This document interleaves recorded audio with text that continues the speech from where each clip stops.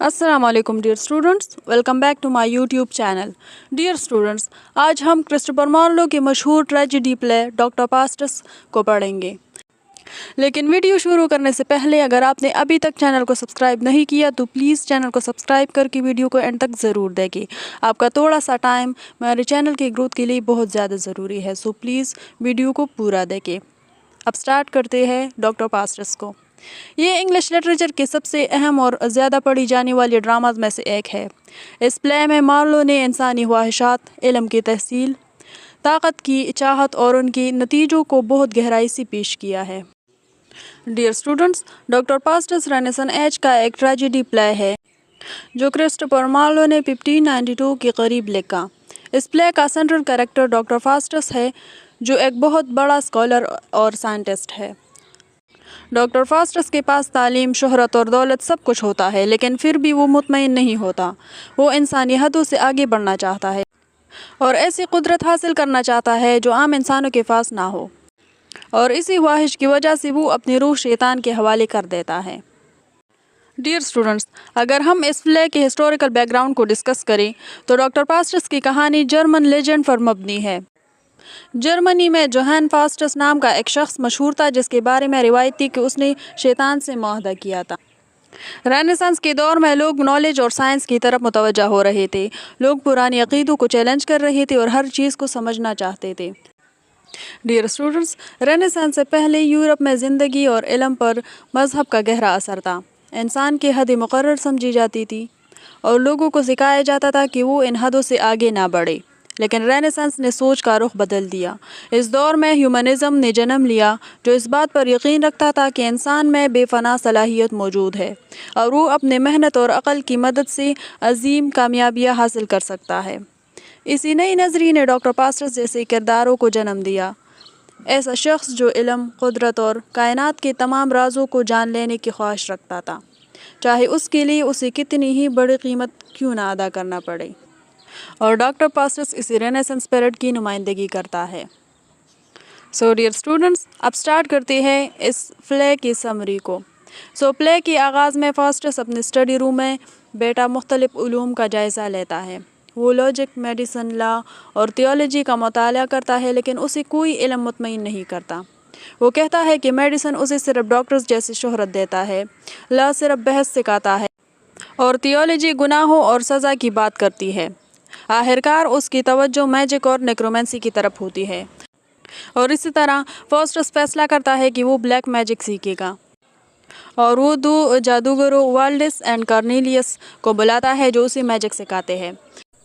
فاسٹس جادوئی عمل کرتا ہے اور میفسٹوفیلیس نام کا شیطان اس کے سامنے حاضر ہو جاتا ہے۔ فاسٹس لوسیفر کے ساتھ معاہدہ کرنے کا فیصلہ کرتا ہے۔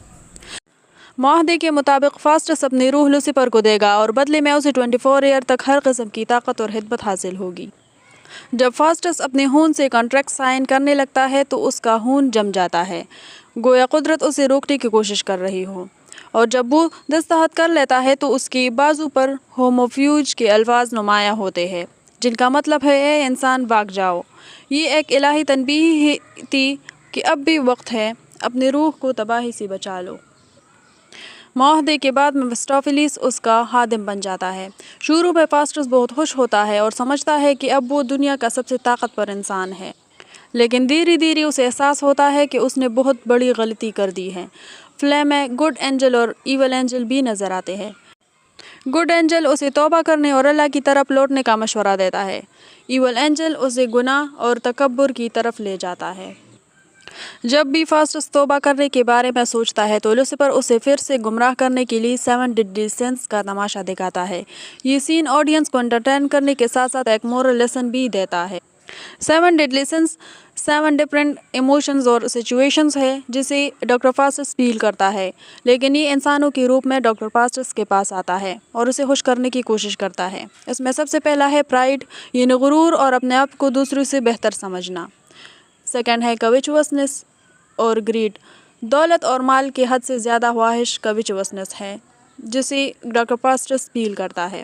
اور رات، بیجا اور تباہ کن غصہ، انوی، دوسروں کی کامیابی دیکھ کر جلنا، گلٹنی، کھانے پینے میں حد سے زیادہ مبتلا ہونا، سلات، کام اور عبادت سے غفلت اور سستی، لیچری، غیر اخلاقی جنسی خواہشات اور ہوس۔ جب بھی ڈاکٹر پاسٹرس توبہ کے بارے میں سوچتا ہے تو وہ ان 7 ایموشنز کو فیل کرتا ہے اور توبہ سے دوبارہ پھر جاتا ہے۔ اور یہ سنس صرف کریکٹرز نہیں ہے بلکہ انسانی کمزوریوں کی علامت ہے۔ مارلو دکھاتا ہے کہ فاسٹر صرف شیطان کے کنٹریکٹ کی وجہ سے تباہ نہیں ہوتا بلکہ اس کے اپنے خواہشات، تکبر اور نفسانی کمزوریاں بھی اس کی تباہی کا سبب بنتی ہیں۔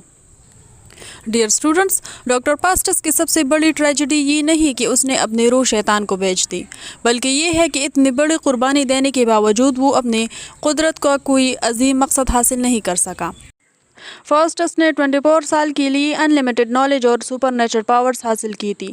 وہ چاہتا تھا کہ کائنات کے راز جان لے، سائنس کو ترقی دے، انسانیت کے مسئلے حل کرے اور دنیا کا سب سے بڑا عالم بن جائے، لیکن عملی طور پر وہ ان قدرتوں کو صرف معمولی اور بچگانہ کارنامہ دکھانے میں ضائع کر دیتا ہے۔ وہ بادشاہوں اور امیروں کو انٹرٹین کرتا ہے، لوگوں کے ساتھ مذاق کرتا ہے، جادو کی کرتب دکھاتا ہے، پوپ کو تنگ کرتا ہے اور چند سستے تماشے کرتا رہتا ہے۔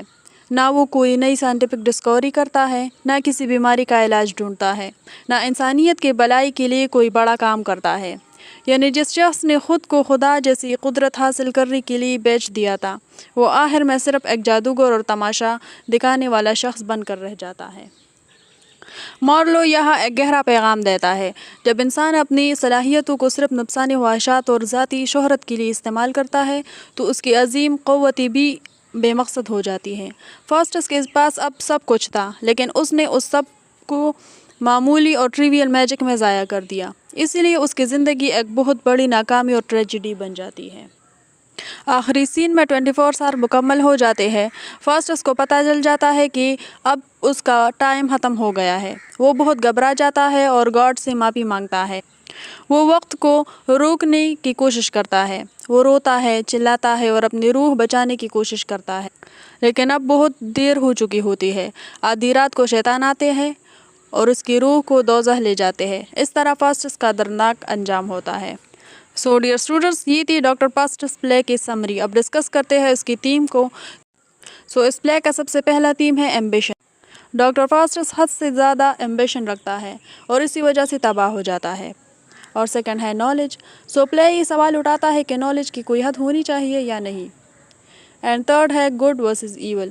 گڈ اینجل اور ایول اینجل انسانی ضمیر کی جنگ کو ظاہر کرتے ہیں۔ اینڈ نیکسٹ تھیم ہے سن اینڈ ریپینٹنس۔ ڈاکٹر پاسٹس کو کئی بار توبہ کا موقع ملتا ہے لیکن وہ اس سے فائدہ نہیں اٹھاتا۔ اور ایک اور تھیم ہے رینیسانس اسپرٹ۔ ڈاکٹر پاسٹس رینیسانس دور کے لوگوں کی نالج اور پاور حاصل کرنے کی خواہش کی نمائندگی کرتا ہے۔ And the main and central idea of the play is Pastus as a tragic hero۔ پاسٹس ایک نوبل اور ٹیلنٹڈ شخص ہے۔ اس کی تباہی کسی بری انسان کی طرح نہیں بلکہ اس کی اپنی غلط چوائس کی وجہ سے ہوتی ہے، اسی لیے اسے ٹریجک ہیرو کہا جاتا ہے۔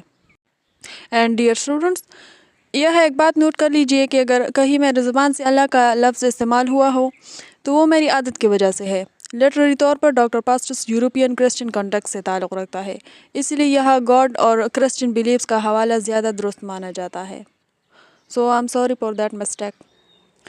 ڈیئر اسٹوڈنٹس، ڈاکٹر پاسٹس صرف ایک شیطان اور جادوگر کی کہانی نہیں ہے، یہ انسانی خواہشات، ایمبیشن اور غلط فیصلوں کی کہانی ہے۔ مارلو ہمیں بتاتا ہے کہ جب انسان اپنی حدوں کو بھول جاتا ہے اور تکبر کا شکار ہو جاتا ہے تو اس کا انجام تباہی ہوتا ہے۔ اور اسی لیے ڈاکٹر پاسٹس انگلش لٹریچر کی سب سے مشہور ٹریجڈیز میں شمار ہوتا ہے اور آج بھی دنیا بھر کی یونیورسٹیز میں پڑھایا جاتا ہے۔ ڈیئر اسٹوڈنٹس، یہ تھی ڈاکٹر پاسٹس بائی کرسٹوفر مارلو کے بارے میں امپورٹنٹ انفارمیشن۔ اگر آپ کو یہ ویڈیو اچھی لگی ہو تو پلیز ویڈیو کو لائک اینڈ شیئر ضرور کریں اور چینل کو سبسکرائب کرنا کبھی مت بھولیے۔ Thanks for watching. اللہ حافظ۔